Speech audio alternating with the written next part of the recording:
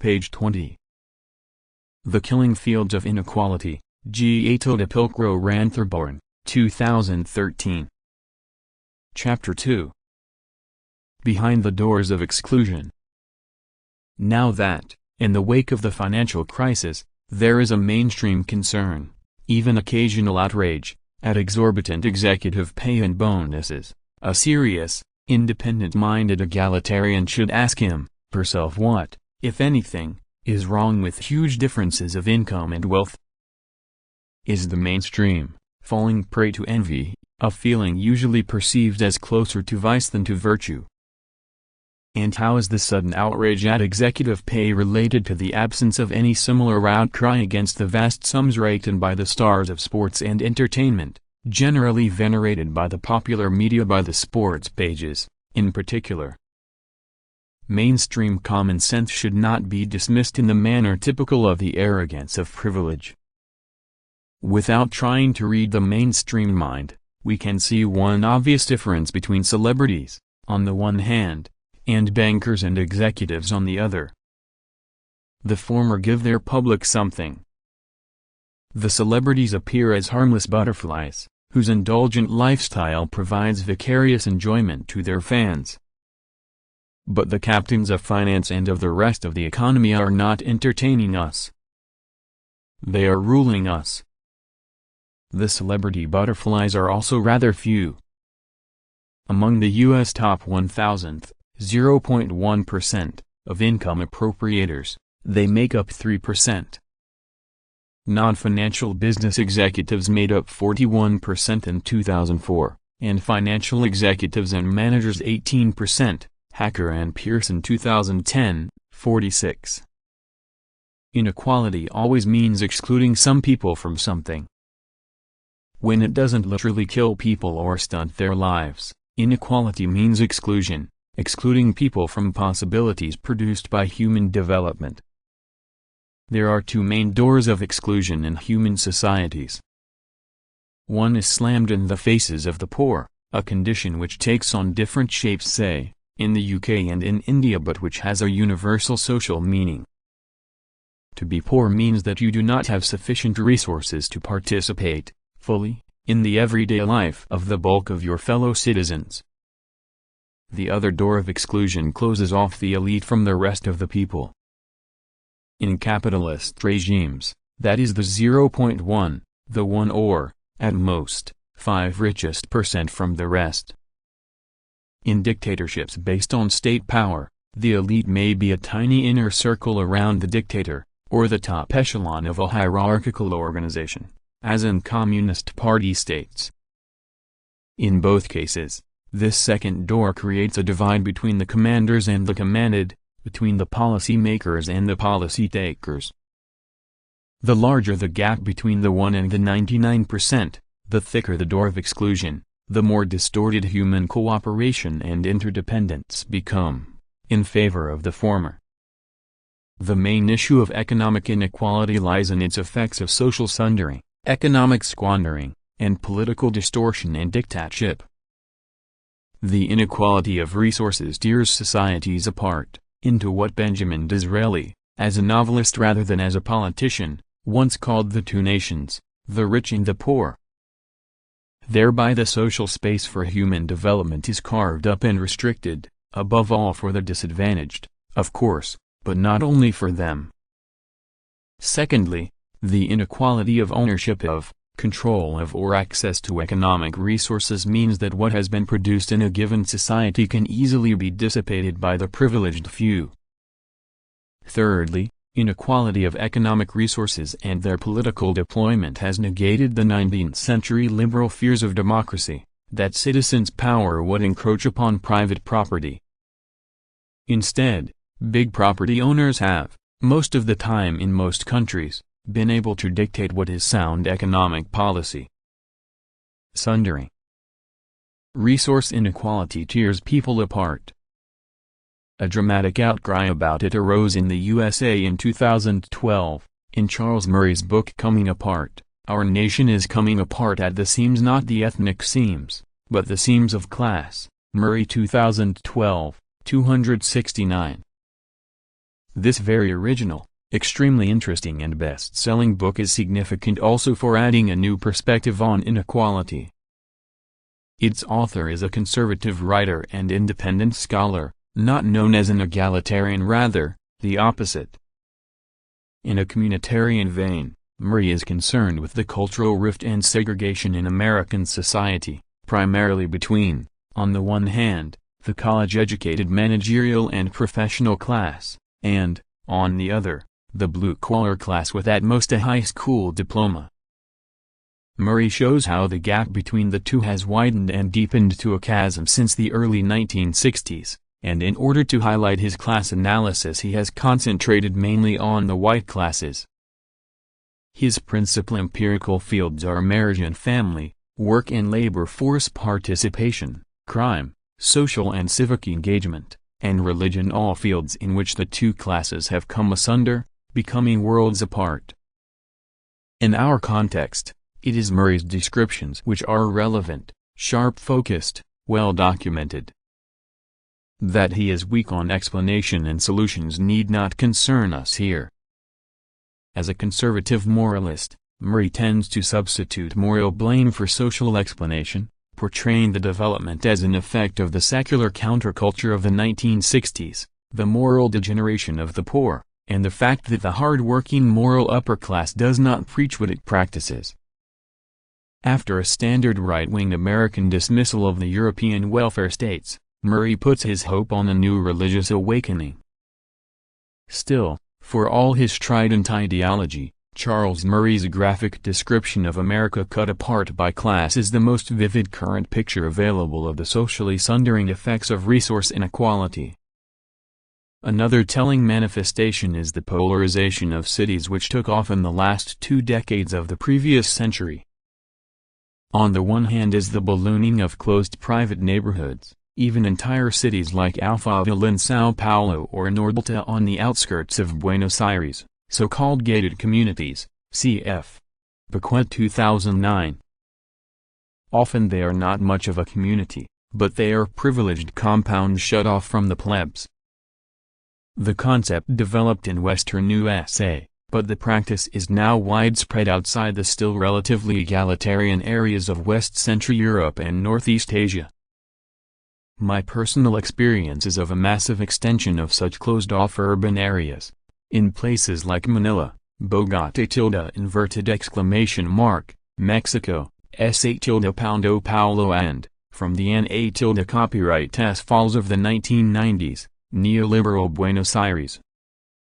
What they amount to is a kind of social apartheid.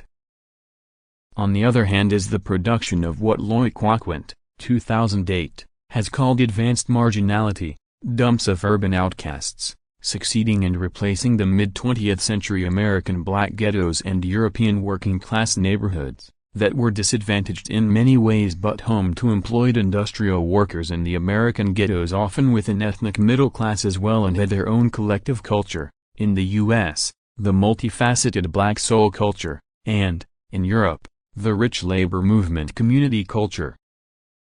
A similar process got underway in the working-class suburbs of Buenos Aires in the 1990s and into the crash of the neoliberal experiment in 2001-3. This extreme polarization is not the only big city game around.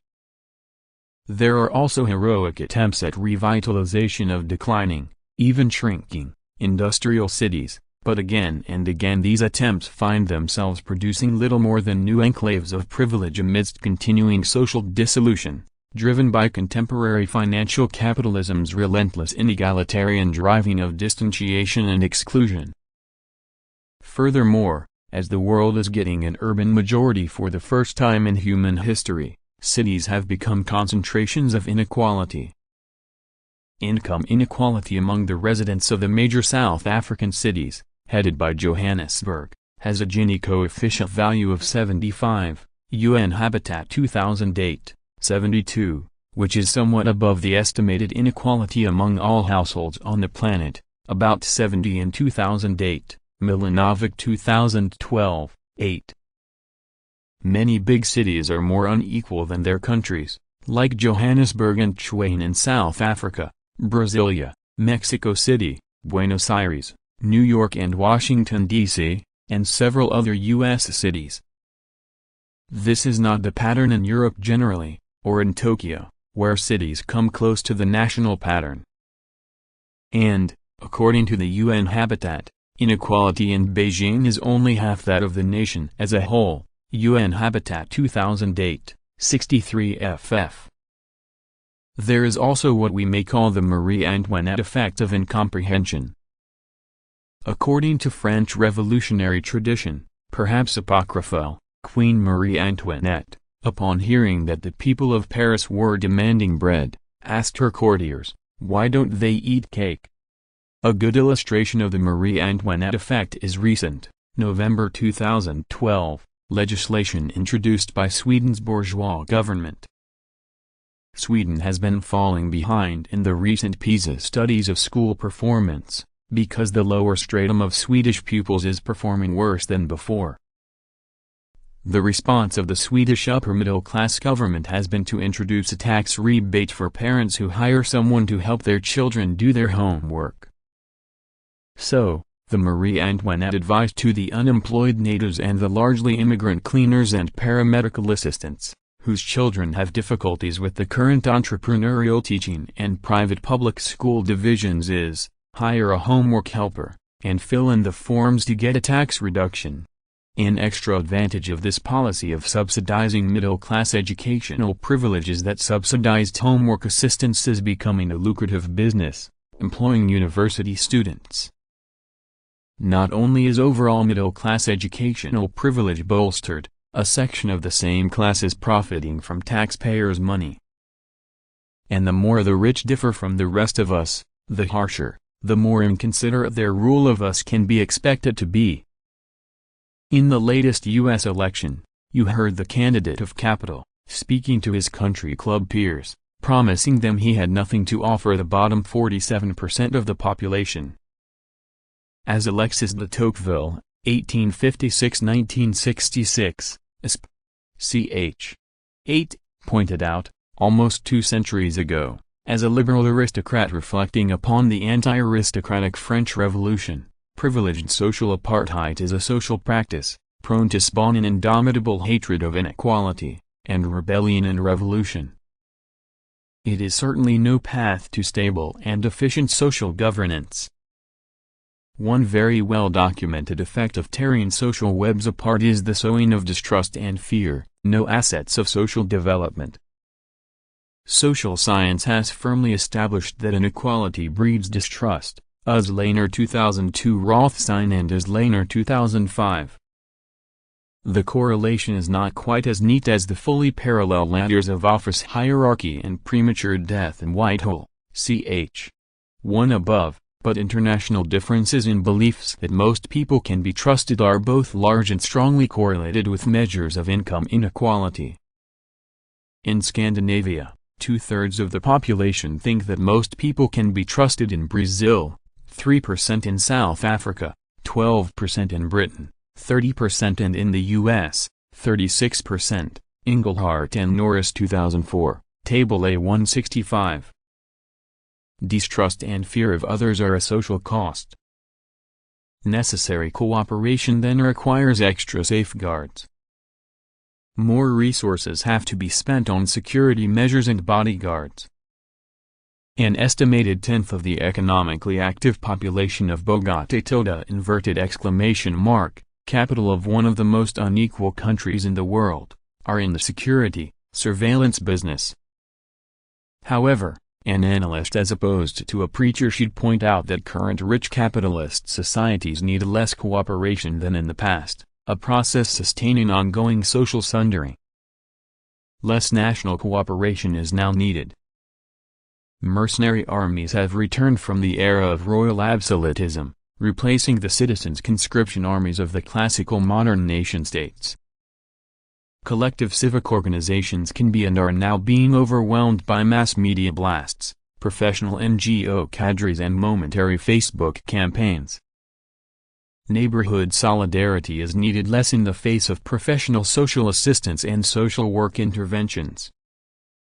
But disasters will strike, and reveal the fragility or the resilience of collective social organization, as in New Orleans in 2005 and in New York, New Jersey in 2012, respectively, or in every hurricane season in the different damage effect in Haiti and in Cuba. Urban and planetary environmental challenges are increasing the need for social collaboration. Social sundering also means social violence. The world's most murderous areas are the most unequal regions. Table 1. Table 1 Murder regions of the world. Homicides per 100,000 population, circa 2010. 1. Southern Africa, 30.5, 2. Central America, 28.5, 3. Eastern Africa, 21.9, 4. Middle Africa, 20.8, 5. South America, 20.0, 6. The Caribbean, 16.9, 7. Western Africa, 15.4, 8. Eastern Europe, 6.4, 9. Northern America, 3.9, 10. Eastern Asia, 1.3, 11. Western Europe, 1.0, 12. World, 6.9. Source, UN Office on Drugs and Crime, www.undoc.org. Among larger countries, the most murderous were, South Africa with 32 murders per 100,000 population, Mexico with 23, Brazil 21, Nigeria 12, Russia 10. The USA had 4.8, India 3.4, the UK 1.2, China 1.0 and Japan 0.4. Behind the frequency of lethal violence we should expect complex causal configurations, including, inter alia, the importance of the drug trade, the strength and patterning of organized crime, traditions of social control, effectiveness of states. Social sundering by economic inequality is one major factor in these constellations. Squandering. For us, the late-born, some of the examples of the most exorbitant squandering have become, millennia or a half-millennium later, aesthetic or even touristic experiences, like the Terracotta Army and the underground tomb city at Chenin, the pyramids at Giza, the Taj Mahal at Agra, all monuments to death. However, the 2000s financial masters of the universe, for all their self-indulgent profligacy, seem to have left nothing of likely interest to the archaeologists and the tourists of the 2500s.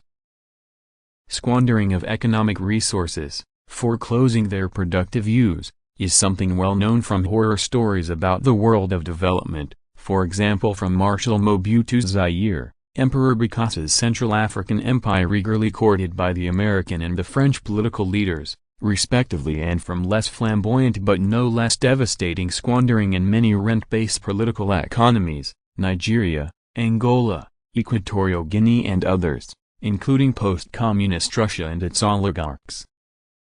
Idiosyncratic squandering on pet and prestige projects, and concomitant underinvestment in infrastructure, education and productive capacity, are constant risks in highly unequal societies in terms of power as well as of economic inequality. But inequalities differ. The Gulf sheikhs have assumed a certain aristocratic norm of riches oblige, and many American moguls, from the Rockefellers to Bill Gates, have embarked on generous philanthropic endeavors, usually after ruthless practices of accumulation. Nevertheless, the blockage of the Obama administration's original plans to try to catch up with Chinese infrastructure and with European non-elite education, at the same time as expanding wars and military spending with the full support of the politico-economic elite, shows that the difference between American inequality and, say, Nigerian or Russian is only one of imprecise degree. In comparison with the Pentagon's annual $4.7 billion spending on public relations, staffed by 27,000 people, Emperor Bokassa's coronation in 1977 was a cheap one-off event, for $20 million 1970s dollars. In the recent period, the U.S. and UK-supported wars in Iraq and Afghanistan amount to a gigantic squandering of public resources by a ruthless, privileged elite. Both wars were wars of choice, as their more intelligent protagonists pointed out, like New York Times columnist Thomas Friedman campaigning for the Iraq War, and Barack Obama for escalating the war in Afghanistan. The elites can afford these wars of choice, paid for by public money or public debt, vastly benefiting friendly business contractors, and not risking any elite lives. How much these ruling choices have cost is not yet clear, and the Afghan war with its Pakistani extension is not yet finished. But by the end of 2012, U.S. costs amount to about $3 trillion, including interest on war appropriations and social costs to military families, but excluding long-term disability costs of wounded Americans only, of course estimated at more than $900 billion. www.costofwar.org. Together this is equivalent to the medium-term deficit reduction goal of $4 trillion set up by the 2010 National Commission on Fiscal Responsibility and Reform, the Bowles-Simpson Commission. Alongside the American war spree, UK military squandering under Blair-Brown-Cameron has been more modest. By the end of 2011, British direct spending on military operations in its wars of U.S. choice amounted to £28.9 billion, Berman 2012. But the ruling mentality in British politics is nicely conveyed by yet another one of its jolly little wars against barbarous peoples, in Libya. In the midst of somber fiscal austerity for the people joyriding fighter planes at £35,000 72,000 an hour, and firing off missiles at £790,001, 100,000 apiece. All costs of the dead, the wounded, and the disabled were, of course, on the bill of the natives. Military squandering is no uniquely Anglo-Saxon pastime.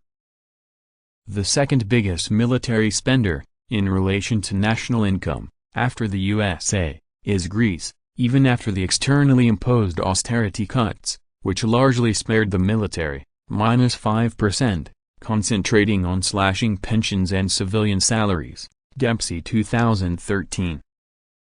People's economic preferences differ. Quite rationally, poor people are more concerned about alleviation of poverty, jobs, income security, and public services and infrastructure than are rich people. Elites are interested in shielding their affluence from redistribution, and are usually more keen on projects of national splendor and prestige, and, in the case of actual or aspiring big powers, in international or world domination, with its requirements of displaying and deploying military might. Typically, the U.S. Republican elite is crusading to cut all social rights and almost all kinds of civil spending, but appears rather to envisage a continuous increase in military and surveillance expenditure. The Cold War has turned into a seemingly unending series of small hot wars. In January 2013, David Cameron held out the promise of decades of war against militant Muslims in Africa. Nationalism and even enthusiasm for war are not alien to ordinary people, though. Thatcher's Falklands/Malvinas War, for instance, had wide popular support. So had the hunt for Osama bin Laden. But the choices to invade Iraq in 2003, to extend the chasing of bin Laden out of Afghanistan into a 13-year war, with permanent partial occupation planned for after 2014, and the crushing of the Gaddafi regime in Libya had no popular roots, neither in the US/UK nor in the rest of NATO land. NATO, the North Atlantic Treaty Organization, set up in 1949 as an American anti-communist military alliance, was never much concerned with democracy, including from the beginning authoritarian regimes like Portugal and Turkey. Only strong European resistance prevented the Americans from including Franco's Spain. After the end of the Cold War, the U.S. decided not to disband NATO but to expand it, to anti-Russian Eastern Europe. Since then, NATO has been used as an international cover for U.S. military interventions, in ex-Yugoslavia, Iraq, Afghanistan, Libya, etc. NATO land refers to the US and its clientelist hinterland, in which the ex-imperial powers of Britain and France are trying to assert themselves. Through NATO, small countries, without any previous colonial glories, can now bask in the colonial sun over Iraq and Afghanistan. NATO land is now equivalent to a colonial club. Given this normal preference scale for rich and poor, we have to expect that, other things being equal, the more the elite is unequal with the rest of the population, the more potentially common resources are squandered on pet projects of the elite. Political dictatorship. A dictatorship differs from a dictatorship. The latter may be seen as an extreme case of the former. In a dictatorship there may be competitive elections and a diversity of media. A diktat is an authoritative enunciation, a statement dictated to a secretary, or to any subservient body. It is a link between a power holder and somebody having to take his dictum in order. The crucial point here is that a political diktat and a continuous series of them, a political dictatorship, do not require a repressive dictatorship. The original manager-secretary dictum only involved a pre-given power structure and compliance. As a dissenter in a dictatorship you don't run high risks of going to jail, unless you are suspected of supporting terrorism, for instance by organizing support for the people of Gaza. But as a trade unionist or environmental activist in Latin America you might very well get killed, though not necessarily by the state. You may cast whatever vote you want, you may say whatever you like about the rulers of your country, but what you do and what you say have no, or little, effect, either in terms of impact or of landing you in jail. In many countries, from Thailand to Nigeria, votes are extensively bought and sold. In the rich world, monetary electioneering is more subtle, but no less important. As a crucial election operative of both Clinton and Obama, currently mayor of Chicago Rahm Emanuel, told his staffers, "The first third of your campaign is money, money, money. The second third is money, money, and the press. And the last third is vote, press, and money. Money 6, votes 1, Hacker and Pearson 2010, 252. The diktat turning democracies into dictatorships comes from the top echelons of the inequality of money. Virtually all U.S. senators, and most of the representatives in the House, are members of the top 1% when they arrive, are kept in office by the top 1%, and know that if they serve the top 1% well they will be rewarded by the top 1% when they leave office. Stiglitz 2011. Political scientist Larry Bartels, 2008, Chapter 9, has measured this dictatorship in the U.S. Senate. Neither Democratic nor Republican senators responded positively to any opinions from the lowest-earning third of their constituents. They were both moderately responsive to the middle third, and the Republicans were strongly responsive to the richest third of the voters. Martin Gylens, 2012, has taken Bartels' analysis and refined it further. The focus of his analysis is a comparison of a large number of answers to questions about policy preferences, in nationwide U.S. polls of representative samples, with actual policy outcomes, mainly for 1981–2002, but with some extension to 1964–2006. One of his key findings is that, when income groups diverge in their preferences, the poorer half of the population has no chance of winning. Only the most affluent 30% stand a chance, while the richest 10% trump all others, page 82. But he also finds that the influence of the richest 10% varies with the policy domain: A highest on economic and religious issues, lowest on social policy, and with the electoral cycle and the party constellation. Non-affluent voters have more influence close to an election and when the two parties are balanced in strength. pp. 101, 190. Without really going into it, Gylens also shows the importance of how the political system frames and processes the preferences of unequal citizens. For instance, in the mid-1960s, even a majority of the poor, it seems, opposed increased spending on aid to cities, on low-income housing, and on welfare and relief payments, page 222. Even citizen preferences can be dictated. For the UK or from Europe generally I know of no similar studies. However, it is clear that the tone of British public discourse in British politics is set by a special social elite with an exclusive private education. In the current Conservative Liberal cabinet, 59% come from an exclusive private education, as do 35% of the current members of Parliament.